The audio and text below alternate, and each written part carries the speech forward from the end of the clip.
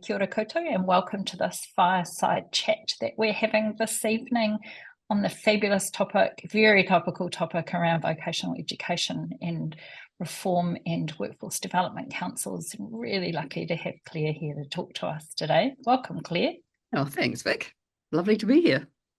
Yeah, so for everyone who's joined, this is a live webinar. I have some questions I'm going to ask Claire, and this is going to be very much a conversation between the two of us because we're both very passionate about this subject, as you will all discover. But you have the ability to ask us questions via the Q&A function, so please fire your questions away and I will seed them into the conversation with Claire. But the first question, Claire, I guess, is why don't you start with telling us a bit about you and your potted history? Not so potted. I just turned 62 yesterday, so I've been Happy around. birthday. Been around for a while. So most recently, I came from Massey University. So I joined the Toimai Workforce Development Council in November 21. Before that, I was 25 years at Wellington Polytechnic and Massey. I had been 10 years on the Massey senior leadership team, 10 years as the Pro-Vice-Chancellor of the College of Creative Arts, looking after the School of Design, School of Art, School of Music and Creative Media Production. And then before that, I was a lecturer and a head of school in the School of Design. I'm a graphic designer. I'm also a writer, a playwright, a political scientist, a former diplomat, and a political commentator. Well, I was a political commentator for 20 years before I joined Toimai. I've got 2 children of my own, 2 adult children and many stepchildren. And my children are in technology. So my son is in cybersecurity here in Wellington. My daughter is a creative director for Possible Productions. So they're a large LA-based digital events company. So she's won 2 Emmys for production from that. Wow. And then I've got a soon-to-be son-in-law who is a tech entrepreneur and who's won 2 Māori Tech Awards. So I feel like I'm kind of embedded in the system and have a reasonable knowledge about the issues around technology, but also around vocational education and tertiary education. Oh, that's fantastic. And yeah, you can hear firsthand what some of the issues are. I love that. So that all of that kind of culminates perfectly into you being the CEO of Toimai, the Workforce Development Council for Creative Culture, Recreation and Technology. Can you give us a bit of the elevator pitch of what the WDCs are and what the scope of Toimai covers, just so that everyone's on the same page? Okay, so there are 6 workforce development councils, and we are one of them, obviously, and we cover the whole New Zealand economy in terms of the industry span. We cover in Toimai, we cover the creative, cultural, recreation, and technology industries. So with technology, it's the top bits of the technology pyramid, the ones which require specialist technology skills as opposed to the entire digital skill range. And we've got the creative industries, which can range from screen to game to hair to barbering to the various cultural sectors, museums, libraries, galleries. We've got sport and recreation. So we've got everything from sports coaching to climbing mountains and life pool guards, and pool guards and life savers, and we cover a lot. When we were set up, we were kind of the Workforce Development Council that the small industries that didn't have a natural home were brought into. And I know it was a bit of a testing time at the beginning because everyone said, well, how does technology go with hair? How does the creative industries go with this? But actually, we've discovered over the last few years that there's a lot of things that bind our industries together, particularly because we've been excluded from the system before. The vocational system doesn't actually meet any of our industries' training and industry training needs. And so we all have a need for a more innovative, forward-looking vocational education system, which is what we're trying to work on in Toimai. Rather than saying that our industries have to fit old models, we're trying to think about new models for the delivery of industry training. So that's our challenge going forward. But no, I totally agree. And in terms Yeah. of our powers, we're technically called the standard setter. So if you look at the reform proposal documents, there's lots of references to standard setting. And I didn't even know what a standard setter was before I came to Toimai. But actually, we are the developers of all the national qualifications in the creative, cultural, recreation and technology industries below university level degree provision. So any diploma, certificate, any other training model in our sectors, we are the owner and developer and quality assurer on the part of industry. We don't create them for ourselves, we create them for you. So you tell us what you need and we interpret that in the design of qualifications. So that's our major function, but we've also got other roles. We collect data and insights about what industries need. We translate those when we give advice to the government about what to do in the industry training space. We think about how we can try and improve the participation of Māori Pacific, Whaikaha and women, especially in the technology industry.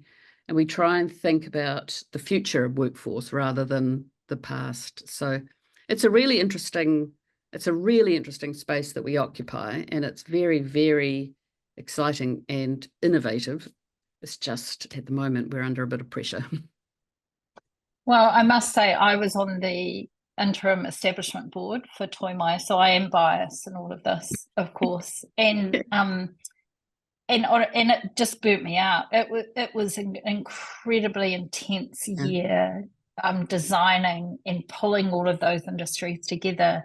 And I've been watching and so impressed with what you've been able to achieve with the limited resources that you've got. So right. We're the smallest, and that's again frustrating because the reach of our industries is huge. And you look at the size of the technology industry; it's bigger than most of the industries that the other bigger workforce development councils have. Yep. And we've got almost half the amount of money that the bigger workforce development councils that do construction and engineering and infrastructure have. But we had to prove our case to the government. If there is anything good that might come out of it, we'd hope that there'd be a bit more equity in the funding for the different standard setting bodies after this. But we'll see where that goes. Yes, definitely. Well, let's talk about where we are today first. So the new coalition government is reforming vocational, or re-reforming vocational education. As I keep reminding myself, we're not Rove, we're re-Rove. Yep. So what does this mean for Toimai right now? We'll discuss what it means going forward shortly. There are rumours that you're going to have to wind down. Are you still operating? What's going on? Do you want to just dispel some of those myths? Well, that's actually true. So the National Party and the ACT Party came into the government with manifestos that said they were going to defund and disestablish workforce development councils. National said they would defund us because we were part of the fiscal cliff, that they needed to be able to take our money, and it's only $65 million for 7 organisations, but they took that to fund the tax cuts. They also came in with Penny Simmons saying she needed to disestablish Te Pūkenga and return it to regional management. And ACT said that they wanted to disestablish us because we had co-governance and political appointees on our boards. So, not much you can do when 2 of the coalition partners come in and say that's what they're going to do. But what they hadn't thought about in that process is if you're going to re-establish Polytechs as regional institutions, what are you going to do with the ITOs, the former ITOs, which had been merged into Te Pūkenga, work-based learning divisions? What are you going to do with those? Nobody had even thought about that. And then in terms of the workforce development councils, one thing to take away our funding, what are they going to do with the standard setting functions that we are legislatively required to deliver? So those were gaps in the kind of the logic behind the Te Pūkenga situation and workforce development councils. Having recognised that they haven't got an easy answer to those, that's why they're going out to consult with industry on what it is industry wants in this space. challenge for Toimai is that our funding runs out at the end of June 2025. We will be disestablished. We will not exist as a workforce development council after that. There will be a new system that comes in 2026, but that's what the government is consulting on. What does that look like? So we're trying to rapidly, in the next 10 months, finish off all the work that we have started with workforce development plans and all the other work that's on our plate. Not all our functions will disappear. So part of the proposal could see some of our functions going to the New Zealand Qualification Authority if we don't get re-established as a standard setting body or an industry training board. But yes, Toimai is for the chop. So thanks for clarifying that. And the why. Good to understand. So let's move on to what are your observations of the state of the vocational education system in Aotearoa? What do you think is working well? Where are the challenges? And where has Toimai been mainly focusing so far? So I think that the state of vocational education is more than just whether you re-establish polytechs. Vocational education way underserved compared to the universities. Universities, of course, say that they're woefully underfunded as well. And the system, the entire post-secondary education system isn't in well balance.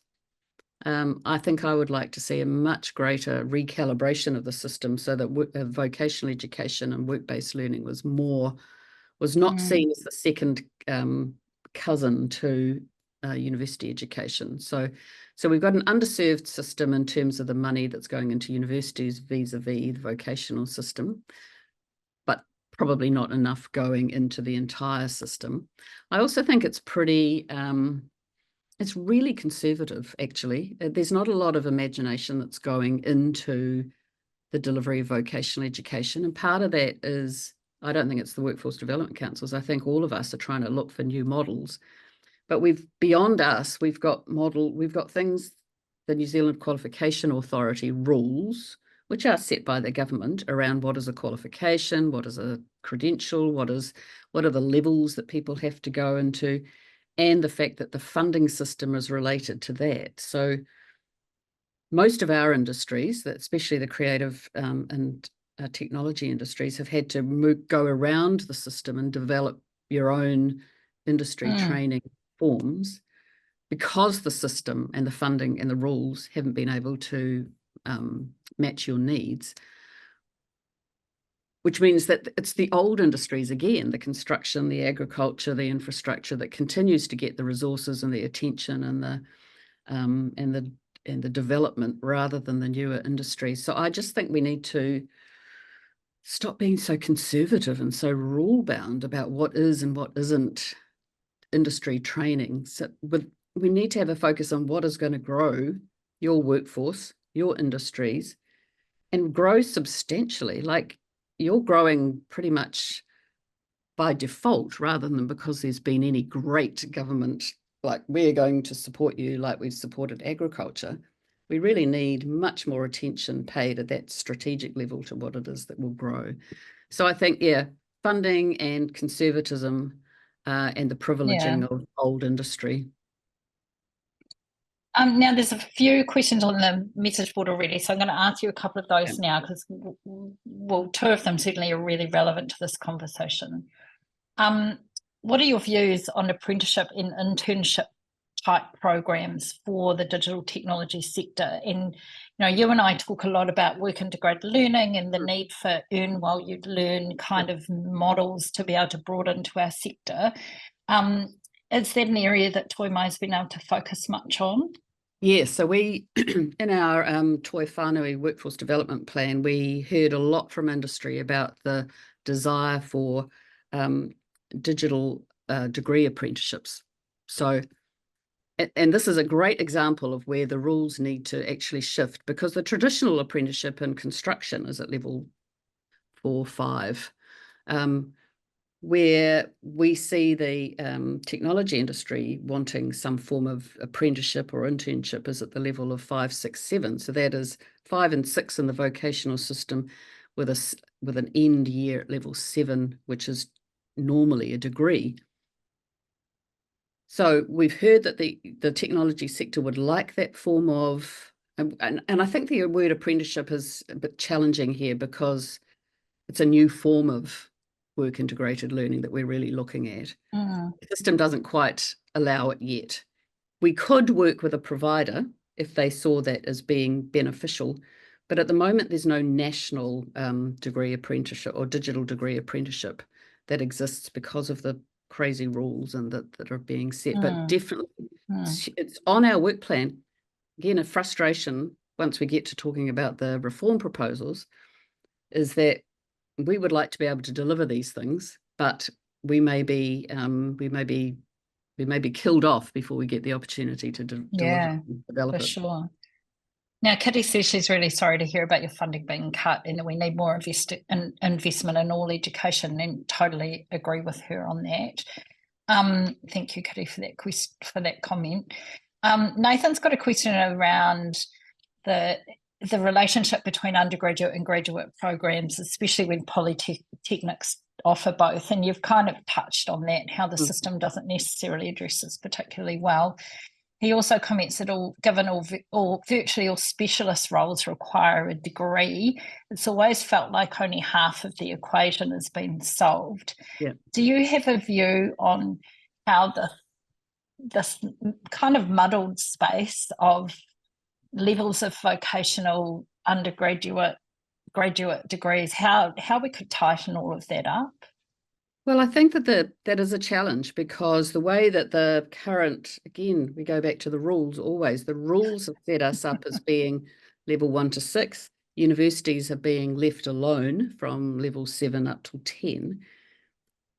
I would like to see us actually going from level 1 to 10 in our industry. So being able to, as the whole industry, to be able to map out, how many people do you need with PhDs? How many people do you need with masters, bachelors, diplomas, certificates, degree apprenticeships, or just entry-level qualifications? We haven't had that conversation, but we need to. And I would like to see if there is a survival of us in some form afterwards. I think it's getting all the universities, the vocational providers and industry together with government in that room to say, let's look at this as a whole rather than these small, discrete little chunks that the current system is trying to address, but isn't helpful for the whole industry. So yes, there will be places for people with PhDs, but equally there'll be places for people with just entry-level qualifications. So you've touched on funding quite a bit, and this is kind of where I wanted to ask you about the funding models and how they play a huge part in the success of the education system as a whole. So do you have any insights on how the funding models across the system could be enhanced?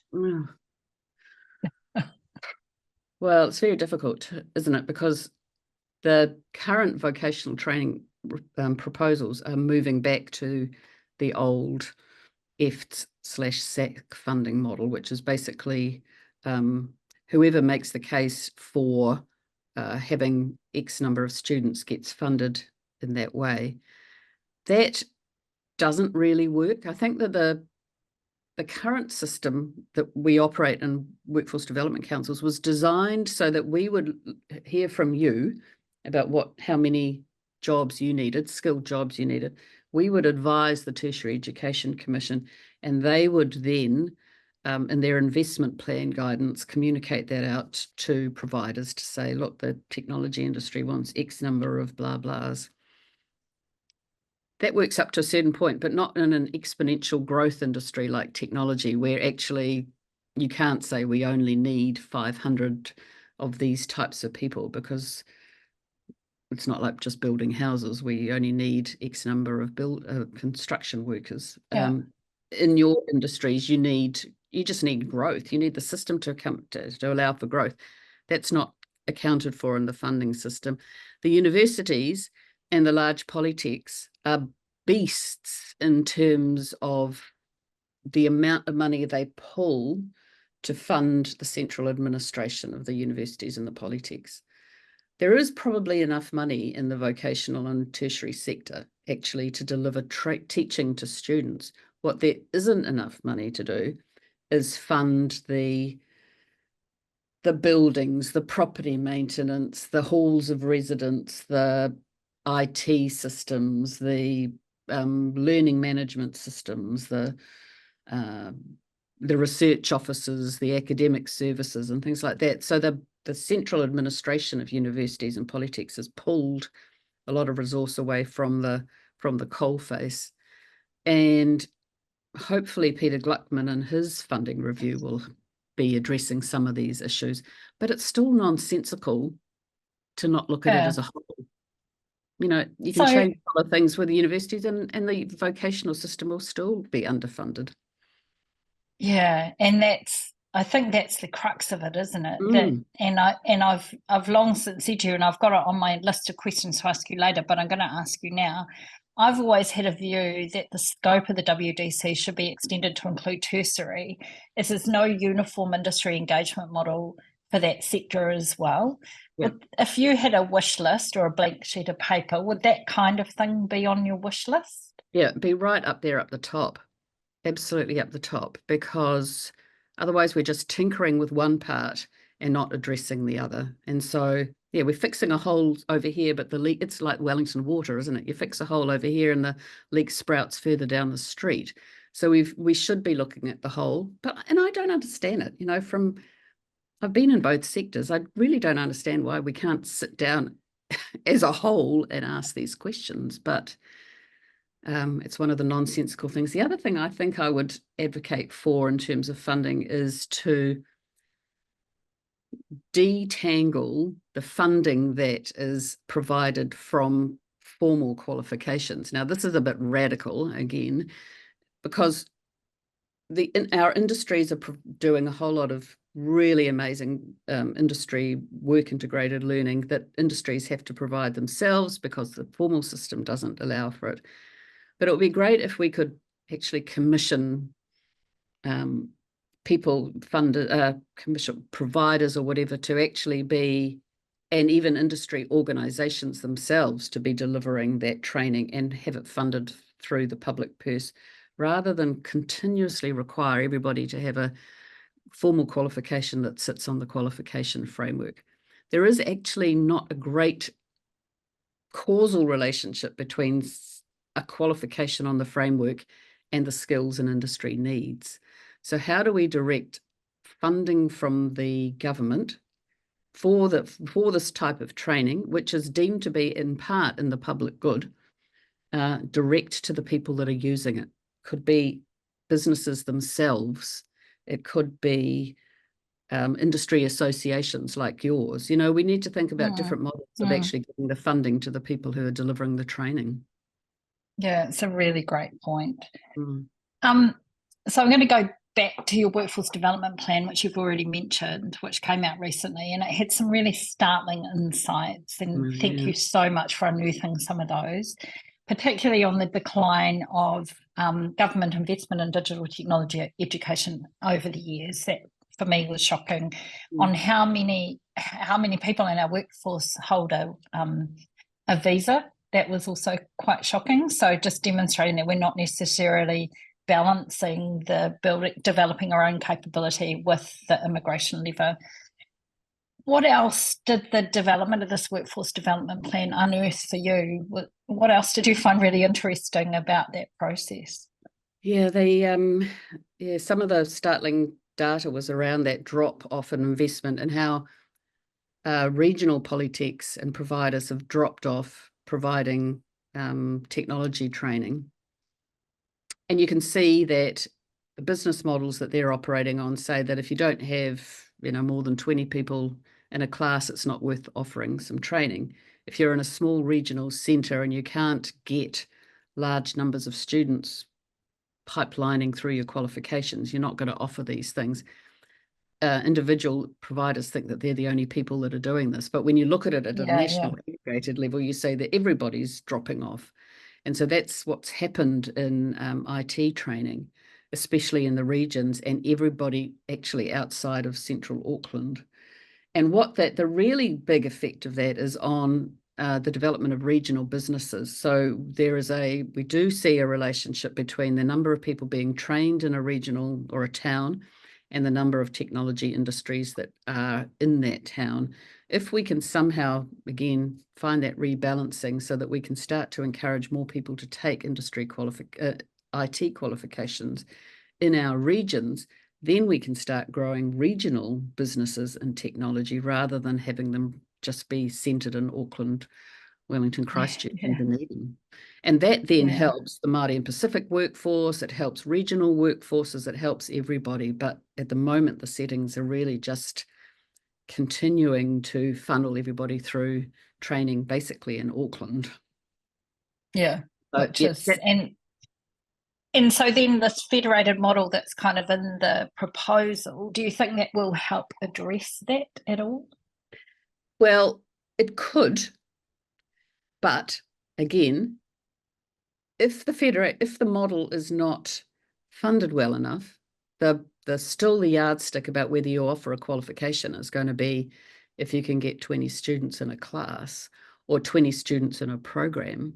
And that's really hard in terms of some of these smaller areas. And so, so construction, there's a large cohorts of people do that. In technology, you've got lots of really kind of thin slices of technology expertise. So you could get them coming into the growth areas like cyber, potentially, but actually we need to think about how we can deliver to thin slices of skills rather than just these big kind of bulky subject areas. It's much easier to teach business than it is to teach music. It's much easier to teach nursing than it is to teach a very refined technology subject.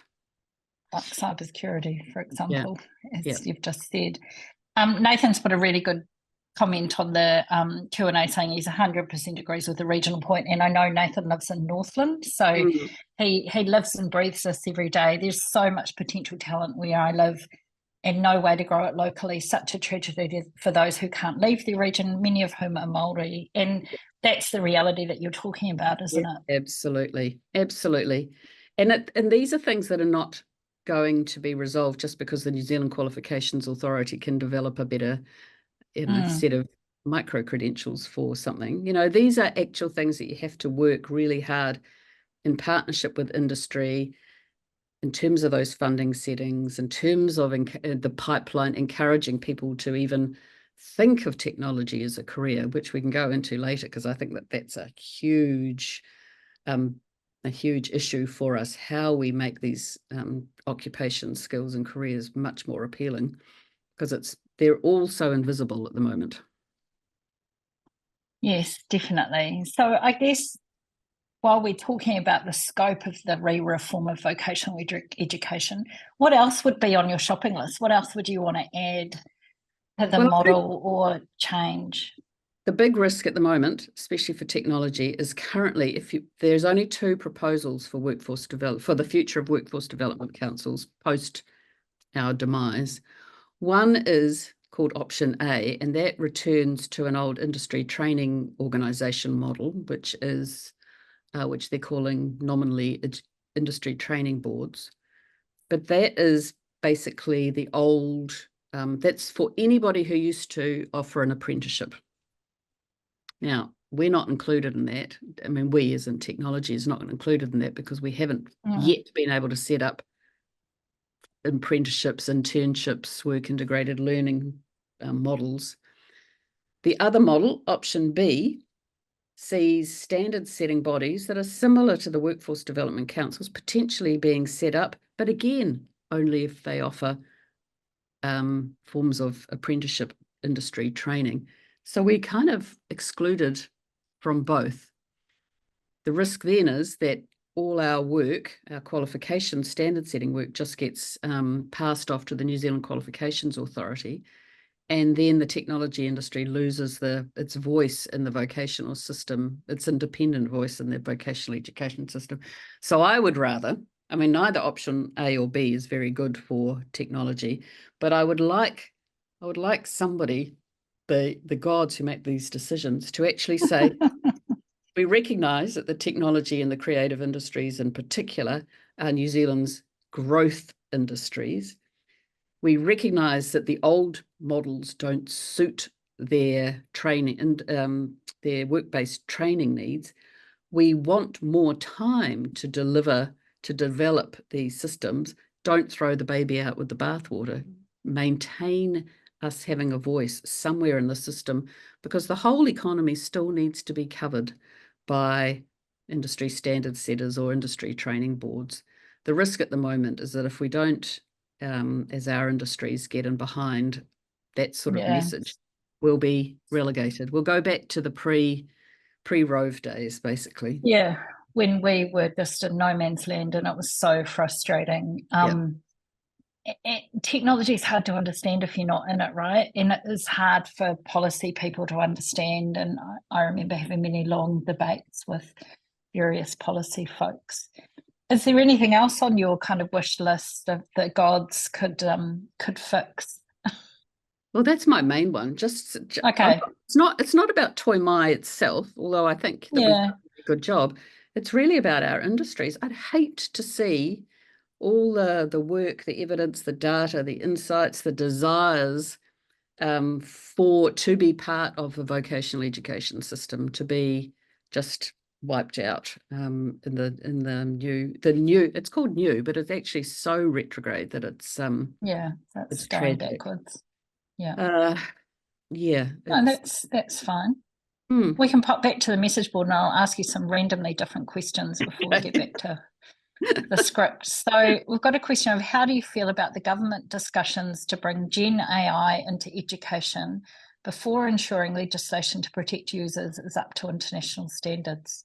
That's such a good question. It's such a good question. I don't actually have a formed opinion on it. I think there's always with any legislation, there's always a challenge that legislation tends to be retrospective. Legislation isn't designed by people who are thinking about the future. They're always trying to protect something in the past. So I think that it's one of those issues where you run what is popular practice and culture and what's going on in real life versus how can you protect something. And while we definitely need some forms of protection, you can't stop what's going on because it's just going to go on regardless. Nobody's going to wait for the legislation to catch up. It's just going to happen. So I think it's a lot of these things are about education and awareness and trial and error, and sometimes people have to fail in order to learn where the boundaries of safety and not safety go. But yeah, I'm not somebody who wants to sit around waiting for legislation to do something before I do it. Yeah, fair, totally fair. Now, Kitty's also asked a question. She's asked us a few of these questions. What about schools? And I assume she means polytechnics, building software for other schools as part of paid internships. And I guess that opens the door on the question about using capstone projects differently or using those kind of models differently. Is that an area that your team have been able to dig into at all? No, we haven't been looking at that specifically, but it is part of that whole, how can we think differently about what it means to deliver some form of training. So if a capstone project can be something that is actually going to the benefit of the wider system, then I think it's great. We don't even have the opportunity to develop those capstone projects at the moment. So yeah, that's right. So, and you should have a strong role in that. Kitty's also made a comment, which I guess is just a statement that SaaS alone brought 3.6 billion into the revenue for New Zealand last year. Surely that's enough to prove tech is important. And fundamentally, that's what we're talking about here, isn't it, fair? That on one hand, ministers recognise the contribution of our industry to the economy, but on the other hand, they're not doing anything to support the industry evolving that more readily. Yeah, that's the insane thing. So I've even got on my phone a little a social media post that Christopher Luxon posted when he'd been to Apple in San Francisco recently. And he talks about how he was there to promote New Zealand's creative industries and its innovative science, research and technology industries. And I'm thinking, there is a dissonance here between you standing out there proclaiming how good we are, and then on the other hand, coming back and the system just about saying, oh, you don't count. You don't count because you don't fit into old models of industry training. And that's certainly yeah, that's how I felt when our industry transformation plan was cancelled. And, prior to the Labor government, we had the previous national government have their result areas program, and many of those initiatives were carried forward into the industry transformation plan without any malice. But this time it's just been, no, we're cancelling everything for our industry. It's been quite disappointing.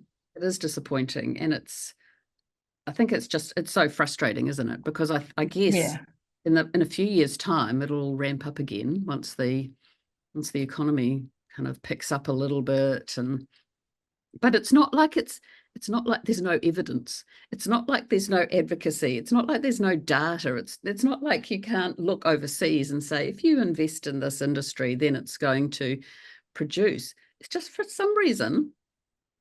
And I'll tell you, this is my little hobby horse about subject areas and things. So if you drive around, so you think about the industries that are privileged, so that is agriculture, construction, infrastructure, health and education. They get the resources, they get the funding, they get the rules around technology, training is set, they get the rules around their own training, etc. So they're all the occupations that we can visibly see. You can visibly see somebody on a construction site, somebody on a road site, somebody on a digger, somebody on a tractor, somebody in a hospital. You can't see technology jobs because they tend to be created in offices or dark rooms or, wherever people are actually working. And so it's really hard for whānau, for families, for young people, for mid-career people to even eyeball a job and say, I want to do that. They can see the outputs because they use the outputs all the time on their phones, on their computers, on television, and everything that they engage with technology. But it's a mystery about how it's created. And so just even making a lot of these jobs visible is important. The fact that people think that you have to be great at maths to be able to be a technology person. Yes, some people do, but not everybody. But not generally, that's right. There's so many great jobs that just require interhuman relationship skills and marketing skills. And so there's still a huge amount of work that we can do with industry, with government, and with the education providers to be able to really say, come on, New Zealand, get in behind this industry. This is really important. Definitely. And if there's anyone from TSE on here, they've heard me say this to them a million times, just like their careers platform, they don't represent digital technology well. Since I've been in this role for 2 years, I've been at them going, I can give you the data, I can give you the data, I can give you the data, and they don't seem to want it. So it's hard for people at TSE to understand digital technology. Right. And they don't have enough money in that Taha 2 platform. They don't have enough people. Again, it comes down to the lowest common denominator. How can you create a 30-second video that's going to communicate everything about an industry? It's just impossible. Yeah, really hard. So we do need to think differently about it.